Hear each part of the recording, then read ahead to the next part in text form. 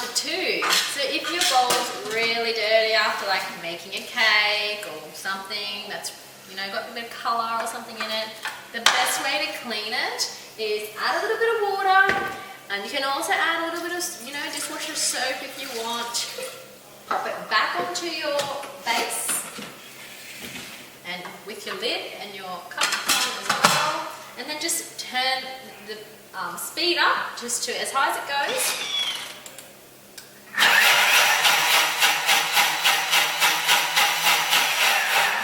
You only need to do it for a couple of seconds,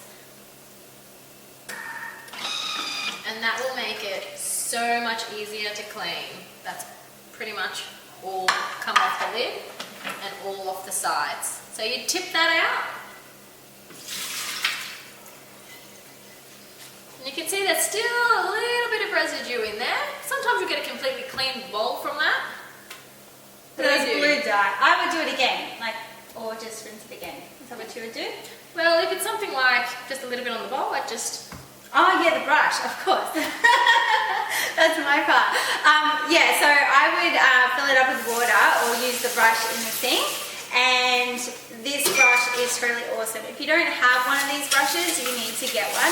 There's a lot of imitation products out there, but I think this one is the best because the bristles are really strong and they're quite good for getting in around the blade.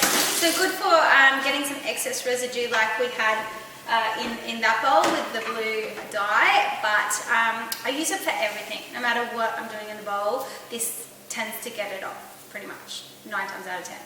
Okay, but if it doesn't come off, we've got another tip for that.